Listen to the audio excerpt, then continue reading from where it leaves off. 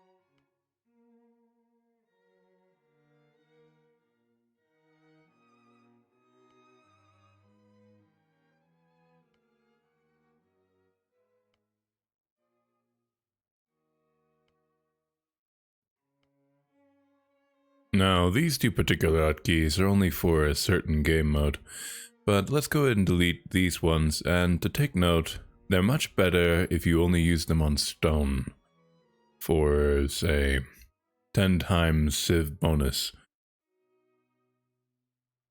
For Saracens specifically if they're on your team. That way, if you're buying and selling stone, the enemy only has so much stone that they can actually take advantage of if they're trying to sell resources to get a lot of gold that you've made the market go up on. If it's wood, even food and so on, it's much easier to get for them if they have those. But if it's stone, they only have a limited supply of that. So make sure if you're doing that on that game mode, only buy and sell stone if possible for Saracens.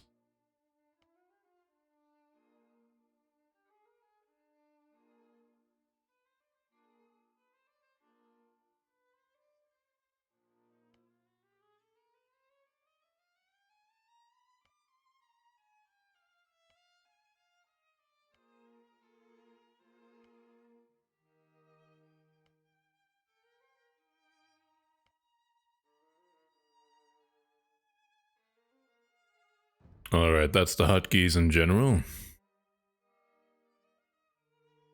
Alright, the areas of the mouse and keyboard. Groups 1 to 10 are set up for 1 through 0. And 11 through 20 will be set through QWERTY UIOP. Attack round will be here. And to select, I'll get to these later, but the areas will be here, here, and just for military formations, right, these four here. It'll be generally easier. The smaller amount of keys you actually have to memorize, the better. Or the more specialized the area is, the easier it'll be to remember. We'll get to that later.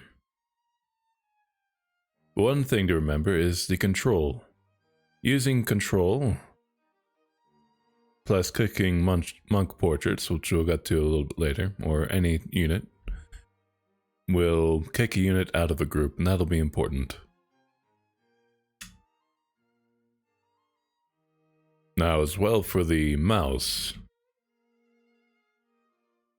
these two buttons particularly, or depending on your mouse, if you have them or not, any particular button that you find comfortable, these two will be fairly important for certain actions.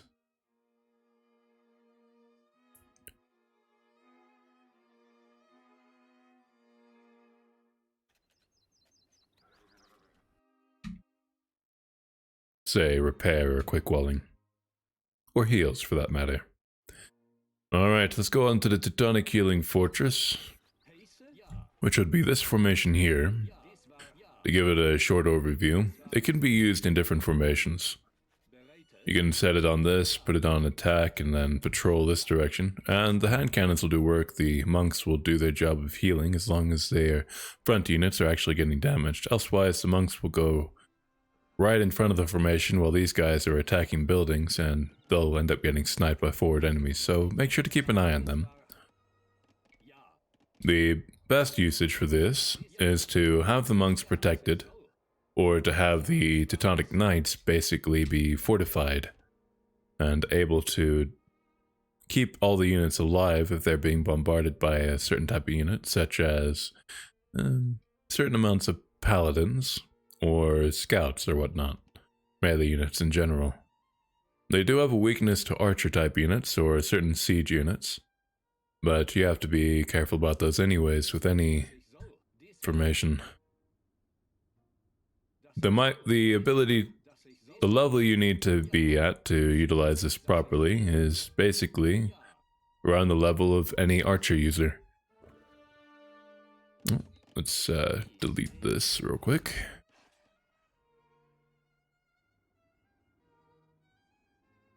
So you're going to basically treat it as if it were an archer ball. You want to stay away from siege units if possible. And to a degree, if you're going to try to convert a siege unit that's coming at you, you want to separate the monks from the formation themselves, the formation itself, and have the units at around the largest range possible for a conversion. Try to convert it, and yeah. That'll generally help with one method of taking care of certain siege units. Of course, sniping them with an alternate group is preferable. Alright, so this formation in general is a support formation for your supporting units who support the support formation.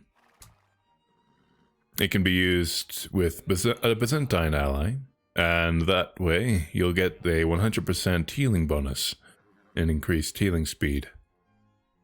While the Teutonic monks, or Teuton monks I should say, gain the 100% healing range.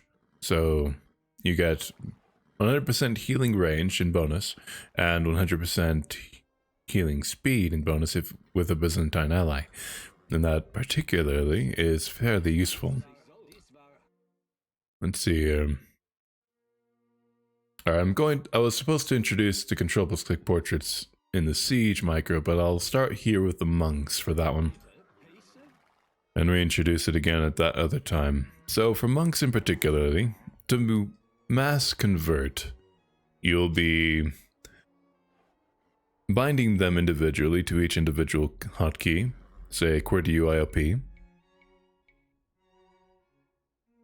And you'll select all the monks at once, and select to convert the nearest incoming enemy unit, followed by mass clicking each individual monks, or mass clicking each individual enemy to retask the monks after all their monk seconds have started. That way, you'll be able to get as many conversions as possible within as short an amount of time as possible. And then they can just get right back to healing. And once they're ready, you can convert some more units again. I like to, for instance, if the particular unit is important to me and I know I'll probably need it to have the victory, I'll convert as many as possible and store them until they're massed up enough in a castle or whatnot, depending on the type of unit. Infantry, say the town centers, or cavalry castles, and so on. Or just within these little areas here. And an example of an important unit, let's say Lattice, if they have a bunch of, if they have all their relics stored on their side, and they have a bunch of attack, that would be a unit that you would want to try to get as many of while you can. Although I will say they are very dangerous, and you'll want to try to counter them with siege units rather than your infantry units.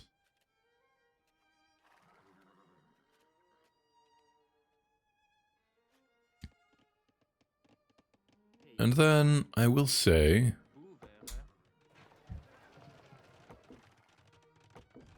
that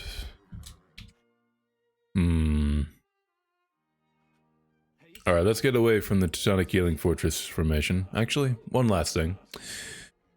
Alright, so the Teutonic Healing Fortress formation comes in a few different varieties. There's the Teuton version, which is the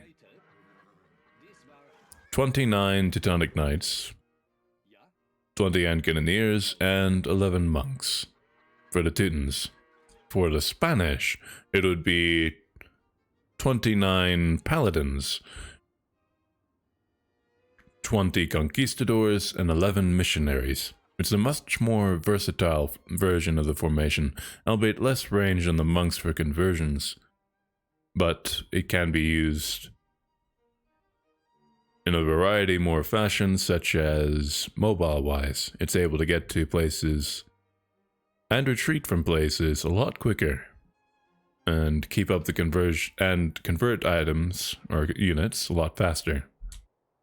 That being said, the Teutonic Fortress formation is more sturdy and able to withstand higher levels of melee attack, whereas the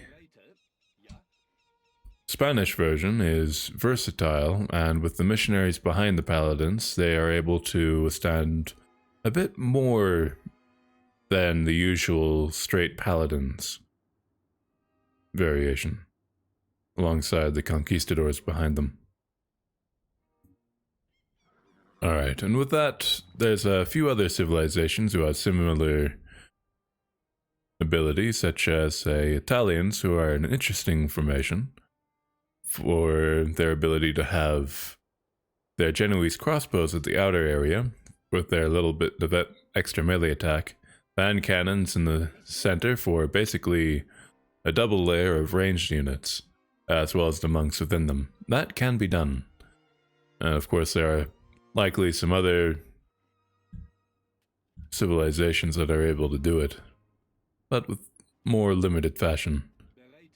Incas is another one with the Kamyaks on the outer side, and the either slingers or arbalesters, or both, a mixture of the two. And I'll leave it at that for the Teutonic Healing Fortress formation. Alright, the Teutonic Fortress, which is this defensive eco over here,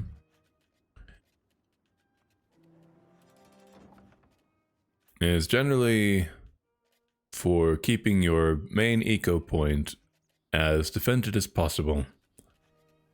There are 7 bombard cannons, or rather bombard towers within here. You can store ranged units inside these little pockets here, such as trabs, arbalesters, hand cannons, or even monks in these little pockets here, and they'll be well protected and well suited for anything in general.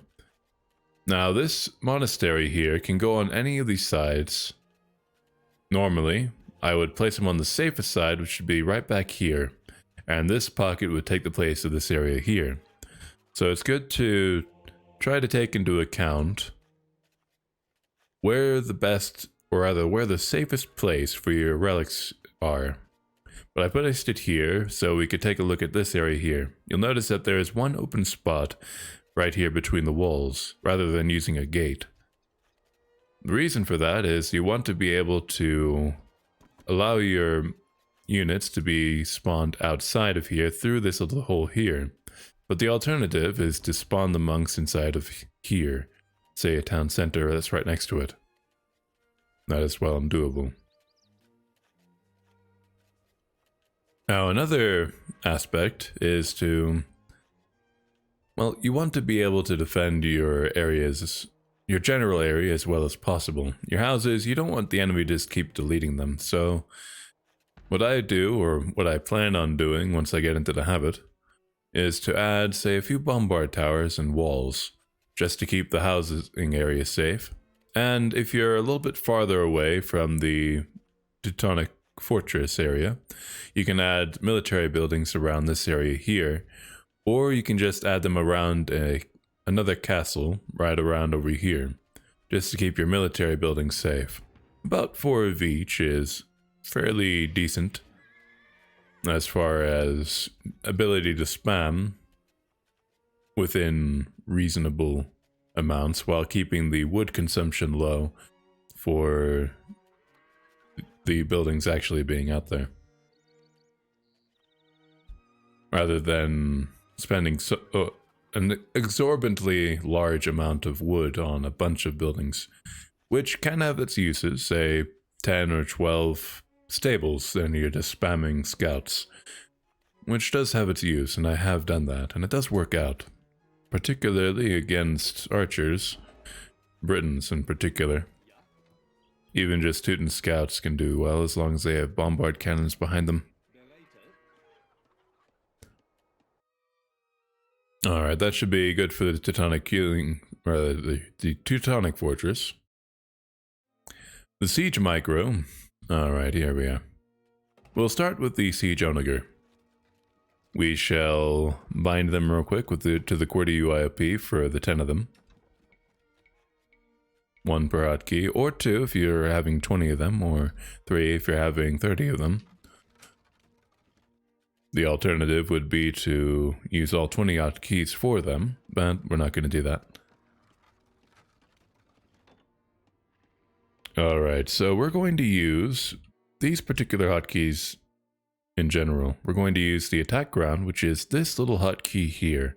We're going to use our thumb on that one, and the pinky will attempt to rapidly click these while the thumb continuously hits the attack ground hotkey shortly after each hotkey is hit. For instance,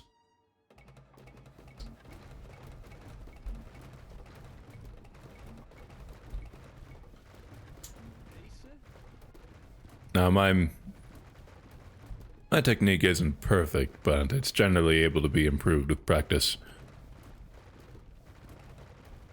You can also attempt to aim at incoming units as they come in, for instance.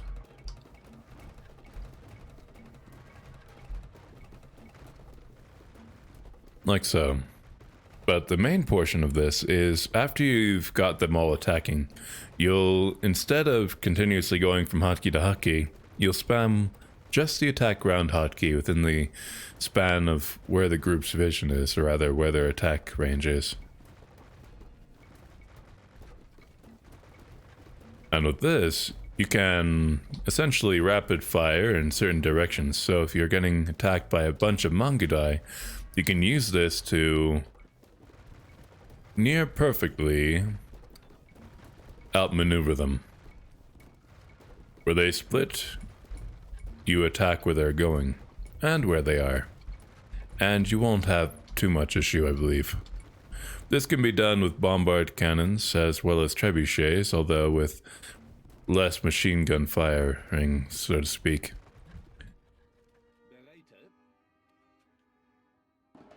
That being said, with the bombard cannons, it's best to attempt to surround or trap the archers' formations in the first place, and just, say, bind them each to individual hotkeys, and then rapidly select the hotkeys and attack different parts of the formation of the archers with them. And that will generally kill them fairly rapidly. No, and you can also attack where they're going, but generally it's best to attack archer formations with bombard cannons where they are if they're trapped. Elsewise, it's a little bit harder to get a good solid damage in unless you're the Bohemian. What's the word for that unit? Let's see here. La Bohemians. Bohemians. There we are. And the Hoofnice, or the Hoofnisse, depending on your pronunciation. That one has a bit more blast damage radius. Yes. Makes it a lot easier. It makes it more like a siege onager rather than a bombard cannon. Albeit with less AoE range. As for these heavy scorpions, you want them to be as condensed as possible. Although it does have a weakness to bombard cannons and onager shots, so you want to be careful with it. You'll bring them as close as possible. You want them to stay on stand ground unless you're using them offensively. But defensively, you want them to generally hold a position. And they will attack units like this in a more straight line fashion rather than spreading out their shots so much. You want them to be able to take down entire formations that are coming at it in a singular line. Meanwhile, supporting formations would generally take out any units that get close, such as, say, these siege onagers. They would use the attack round and attempt to kill units before they get close. But you'd want to also be careful not to hit too close to these, or else it'll be a bunch of dead friendly scorpions, and we don't want that. Also, with siege onagers and even bombard cannons, you want them to be on no attack stance. Each attack should be calculated with them. Scorpions, on the other hand, can remain on stand ground and attack on their own because they won't give friendly fire damage. As for these two formations here, they're not siege, of course, but you'll want to make sure that they're healed often with the Teutonic healing fortress. And just keep them close and attack together if needed be. This particular one can act as a extension of the formation itself with 49 total Teutonic Knights.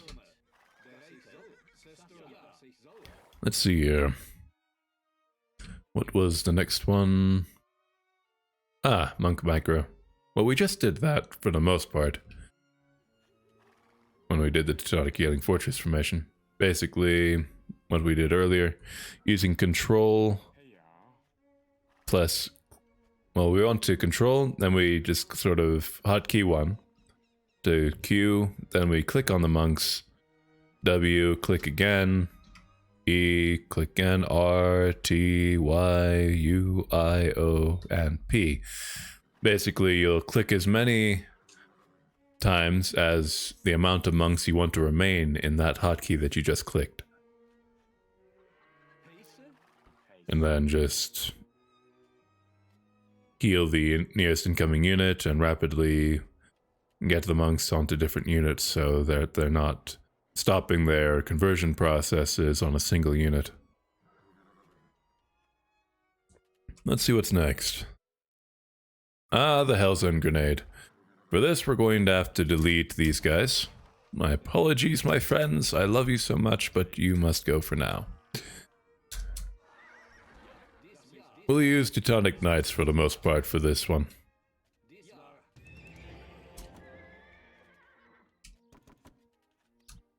We'll use Aegis so they come out quickly. And we'll just bring it all the way to 200. At least in population.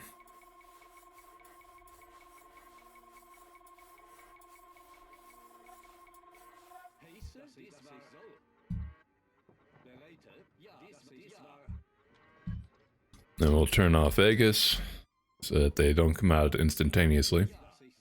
Or rather, the farms don't keep making that noise. Ah, the dreaded moo.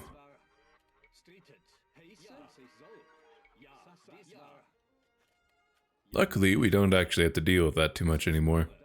But it has its perks. Alright, the Hellzone Grenade can be used with generally any unit, but preferably a beefy one. Let's say the enemy has a bunch of siege units over here. Say a bunch of scorpions and maybe some onagers to boot. We will rapidly select these units around the general area of where the enemy is. Say they're right here. We'll rapidly span this area here and hit the select idle military hotkey, and rapidly like so.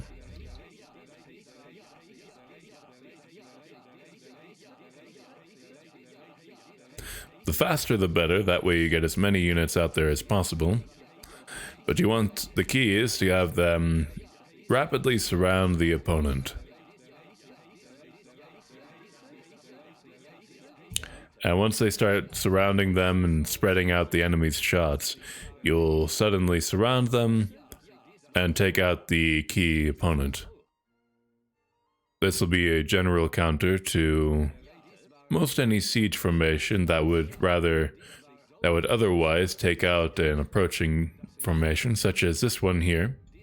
Say you're attacking a bunch of scorpions right here, a whole bunch of these units would be dead. Even if you're doing this, they would still probably die by the dozens. So the Hellzone Grenade has its perks.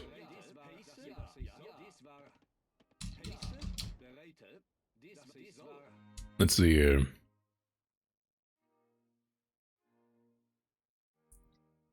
Alright, before we get to Formation Micro, we might go over one more thing. Let me think for a moment. Ah yes, another portion of the Hellzone Grenade isn't just for generally countering the opponent, but also for raiding, even with slow units.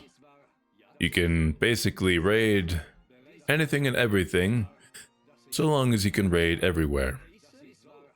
Such as like this.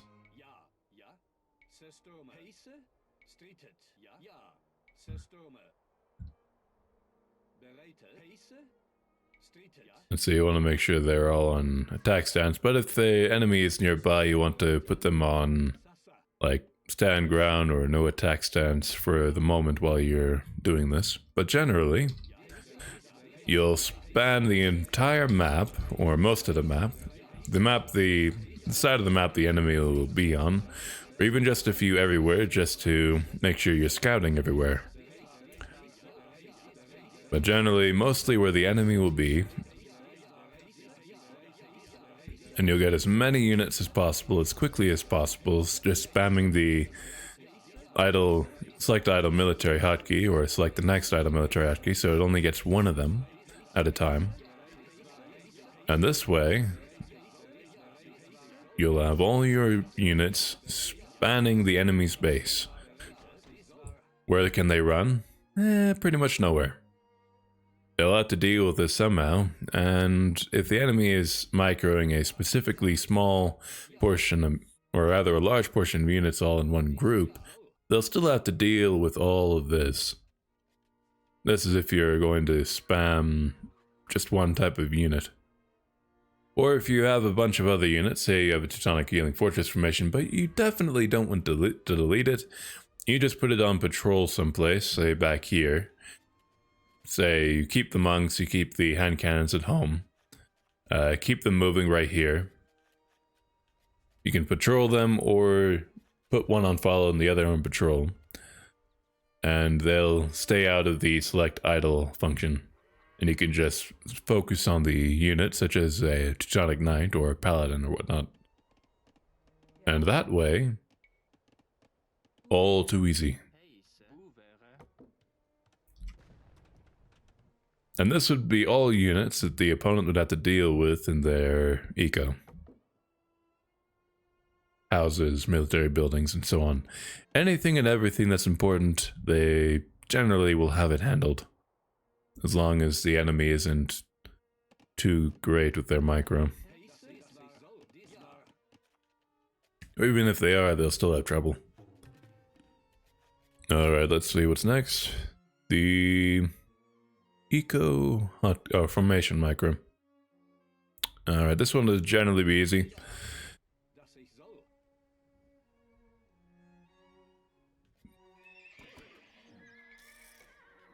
We'll get 4 of these.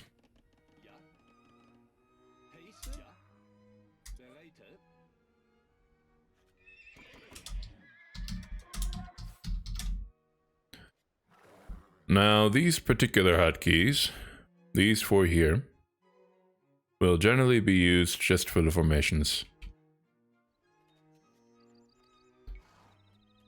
So say you want to rapidly do this, you'll just hit the question mark and the left arrow mark. Rather, not that one. The M and the question mark.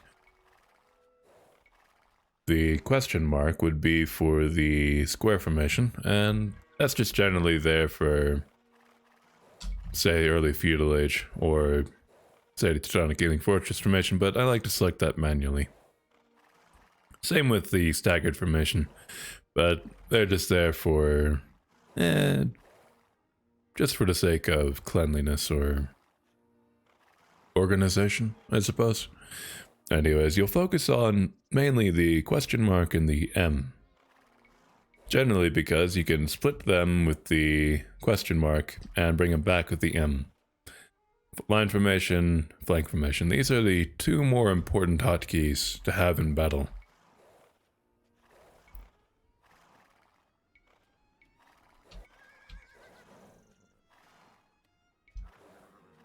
Particularly for archer formations, if you're trying to get into an opponent,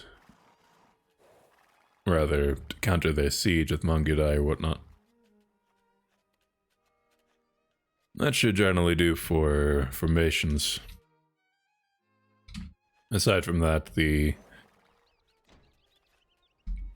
box formation.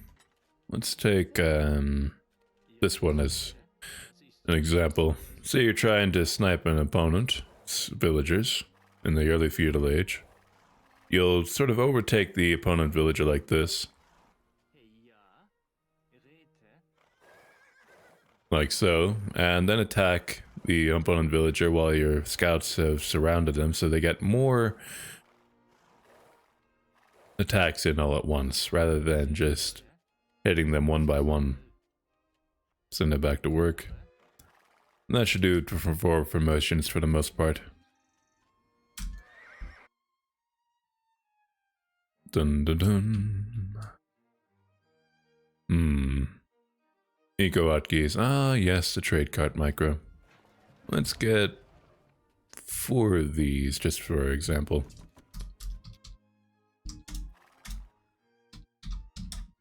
Alright, for trade carts in general, we have most of the eco hotkeys on the numpad area. The insert one has the market, and just above that is the end. We use that for select all trade carts cogs. Idle or not, they will be selected up to 60 per trade cart and cog. Hit it once, it's the carts, hit it twice, it will go for the cogs. So you can technically have 60 of each and not have an issue. So let's say you're going through a trade route here. You have a bunch of carts, and your trade line is suddenly getting attacked. You'll select this hotkey, and you'll bring your carts into a general area out of the line of fire, rather than just letting them die to any old force that just happens to get in. Even if you see a unit just following a trade card, use that trade card. Bring that enemy unit towards, say, a Teutonic fortress or any dangerous building for the opponent, and they'll generally be taken care of. Or you can just gather up all your cards in a row, even if the opponent is being dangerous down the middle.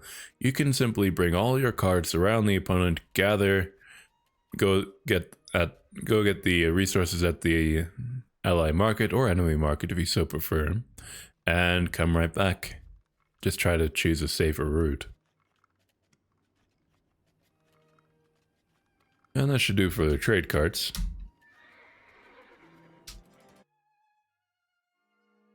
And that specifically are these hotkeys here, the insert and the end.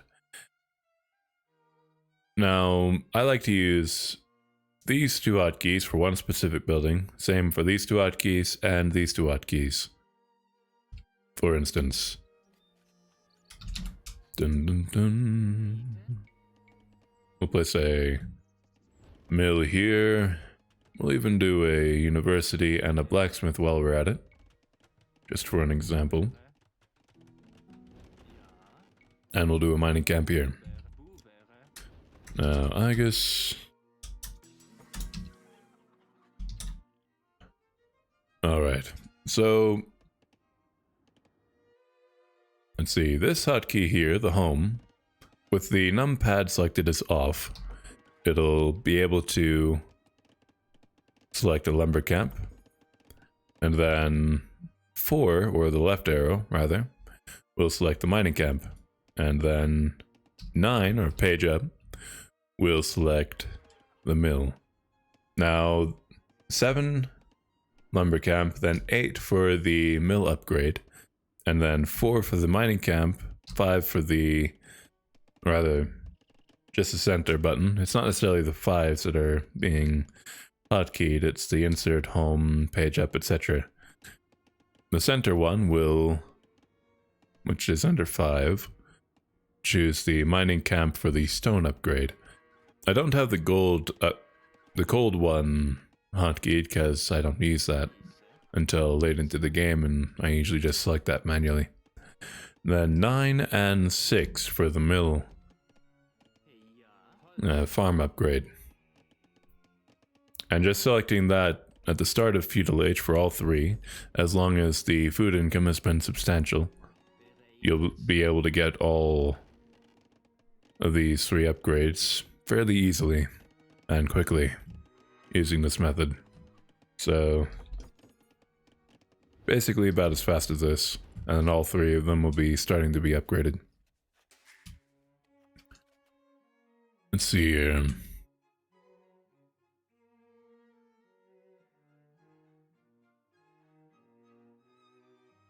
Now that should be good enough for the eco hotkeys. Now for the villager hotkeys. These ones in particular are generally to be used using this button here as number 1 and this button as number 2. For number 1, we'll click it once and we'll get the repair option. Now to get the other ones, we'll press Z once to bring up the eco buildings. But then we'll rapidly select, after selecting the villager, select both, and you'll get the palisade wall for rapid wall creation. Or just wall creation in general. And then do it again, but you can select the second one for stone walls. Just like so. It can be used for quick walling, or just walls in general, like I said before. The mouse one can also be used for healing from monks. Or if your mouse is really good, you can also place the attack round function on one of the mouse hotkeys, such as mouse 1. And that'll work as well if your ability to aim while still clicking that button on the mouse is good enough and quick enough. I think that would be more preferable than using the hotkey by the QWERTY UI OP section.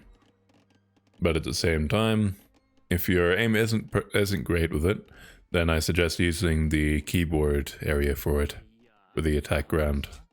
But yes, it'll be used for the pair function, heal function, as well as the wall function after selecting the eco area. And so on and so forth. Let's see here.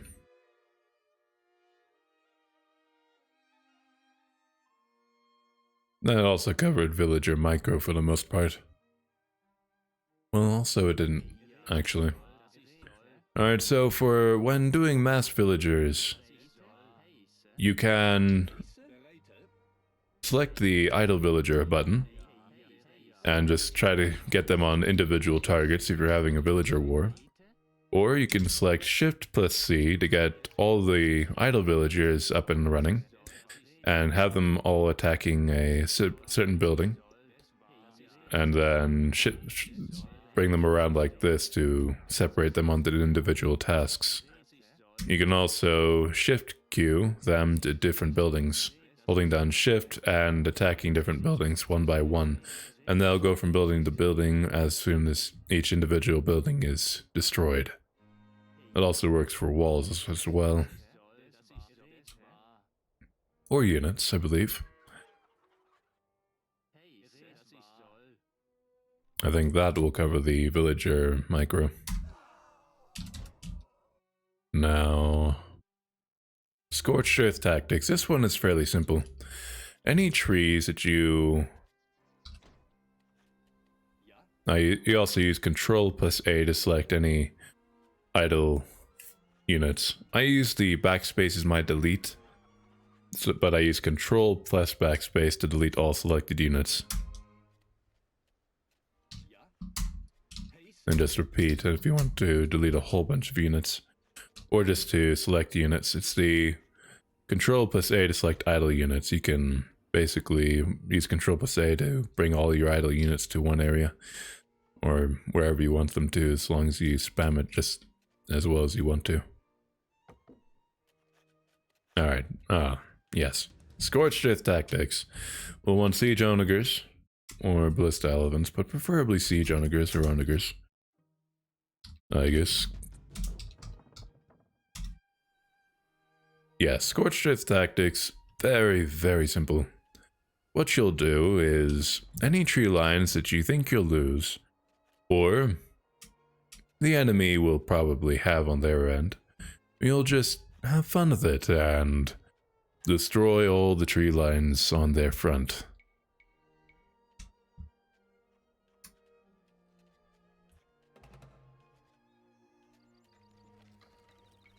It's a fairly simple concept.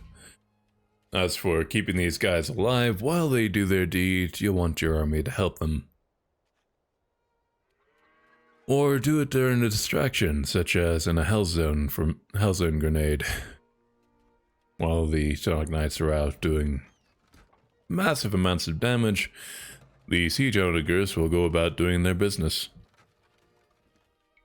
Stuff like that. Of course, no attack stance and all that wonderful jazz. Now, normally you'd probably want to spread them out from tree line to tree line, but we'll do it like this for now.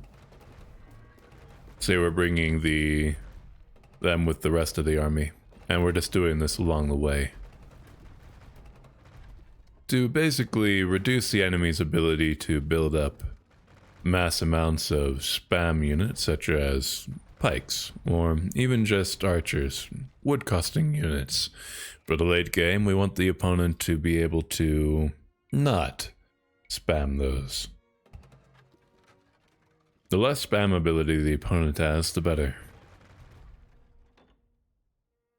And that'll generally cover Scorched Earth Tactics, I believe. And that'll help your long term a lot better. And lastly, I'll just talk about these. I believe I've already talked about them, but just to reiterate. Keeping your house lines protected. Offensive military buildings protected as well for the long term will save you on wood a lot. And try to keep a supply of stone at hand.